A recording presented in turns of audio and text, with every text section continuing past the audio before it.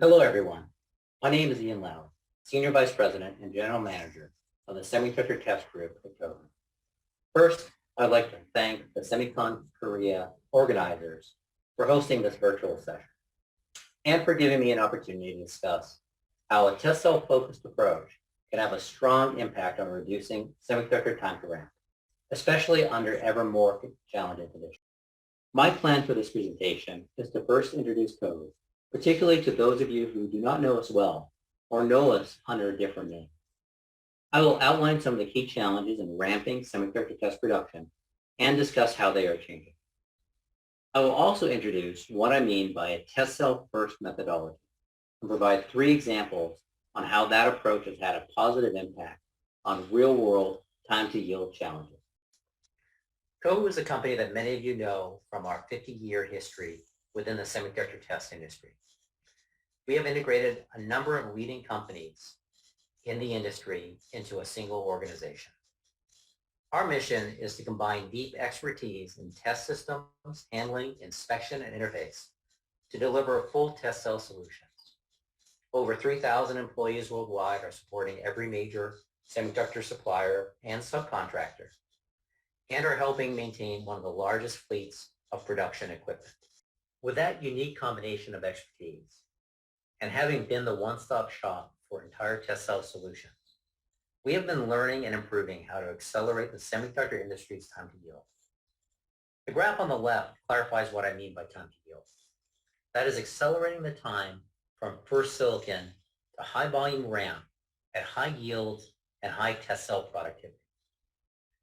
This approach is really all about getting better at integrating across different skills and technologies. Not only do we need to deliver the best combination of test systems, interfaces, and handlers, but also integrate a total solution with fine thermal and signal fidelity at the device, and more incorporating analytics at multiple levels. Before we talk about solutions, let me first discuss the key challenges for ramping test cells into high volume production. This has always been the core challenge for our industry, but I believe that there are underlying market drivers making this an even larger barrier to success. I will also outline 4 key obstacles that we need to overcome. So what is changing? Our industry is growing rapidly because more semiconductor technologies of every type are proliferating in all elements of our lives and industries. Wireless communication data rates are increasing orders of magnitude. Our vehicles are sensing the world around them and taking action. All elements of our home and factories are interconnected and intelligent. Where all this technology adoption hits our industry can be seen directly at the increase in complexity of delivering accurate signals at the duct pins. Let's take one example. Millimeter wave frequency devices used to be a low volume, military grade, and military cost technology. Now they are appearing in 100 million unit quantities at consumer level pricing. On the bottom right, I outline the requirements for a solution we are delivering to test one of these millimeter wave WLCSP devices. See, the challenge goes beyond delivering over 100 millimeter wave signals at 50 gigahertz. We have to create a complex millimeter wave probe card designed to difficult mechanical requirements across 5,000 contacts. Further, in order to ramp a repeatable solution across 100 plus test cells, we have to deliver the tester and the interfaces, but also provide plug-and-play calibration and de-embedding from the tester instrument to the duct pin. Achieving the right signal integrity at the device pin, whether at millimeter wave frequencies or very low voltage and leakage DC, is really just the start of the obstacles we need to overcome.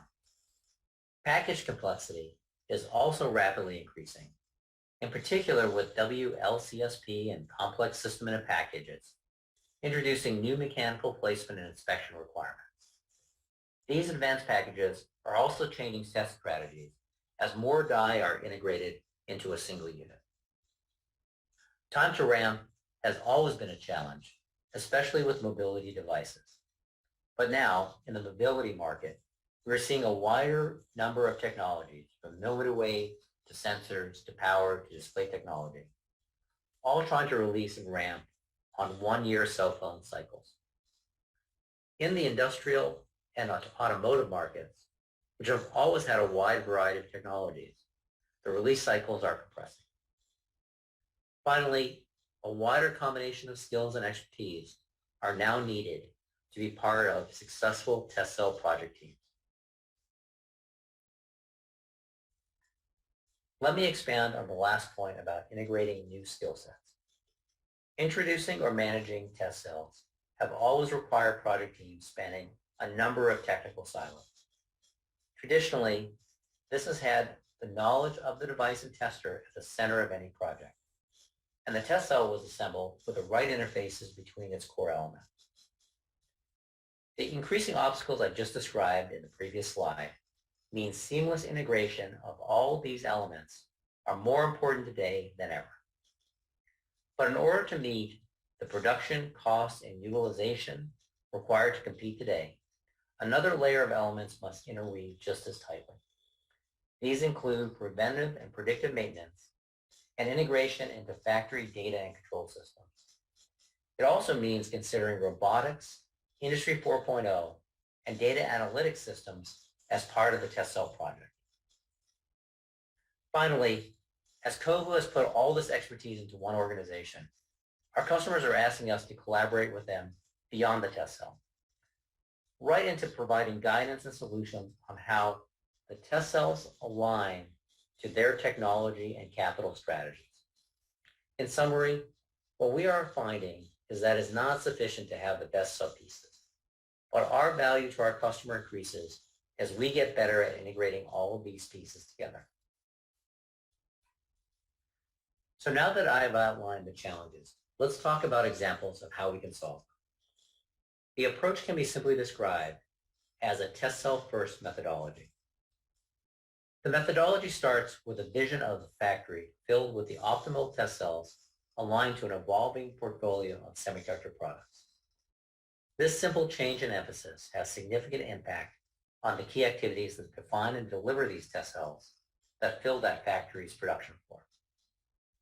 When we first create projects, defining the first level of success metrics as the test cell and factory goals ensures we do not think of the integration of the test cell as an afterthought after we get to device test program bin 1. It changes how we manage our projects more centrally and ensuring that we engage the right skill sets early. And finally, it's changing how we construct our R&D projects, again, establishing test cell targets and integrating engineering roadmaps and teams across traditional silos.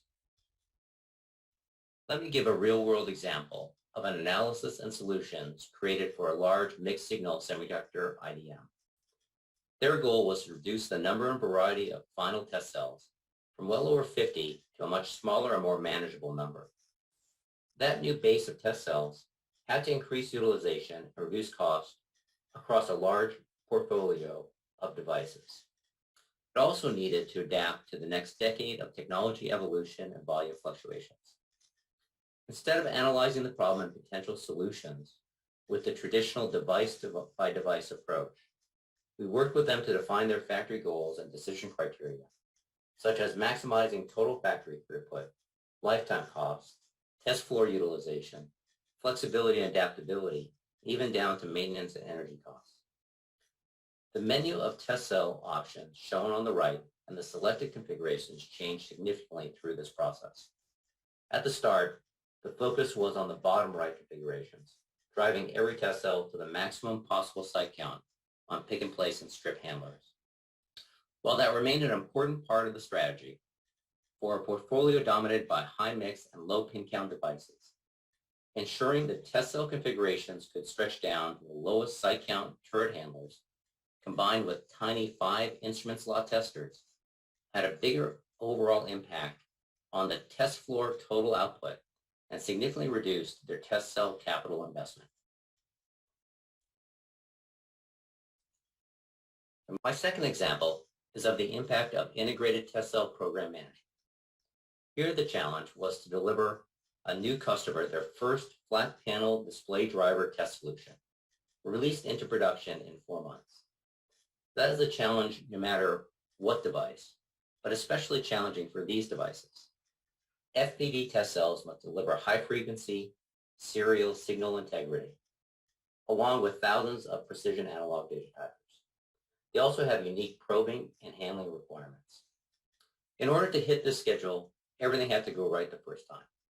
So this is a perfect example of the need for a full test cell program management approach.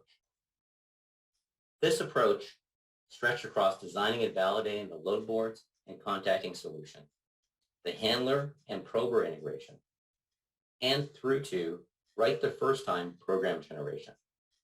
Especially important was a single program management structure established for all elements. The seeds of success for this project were set in the first month.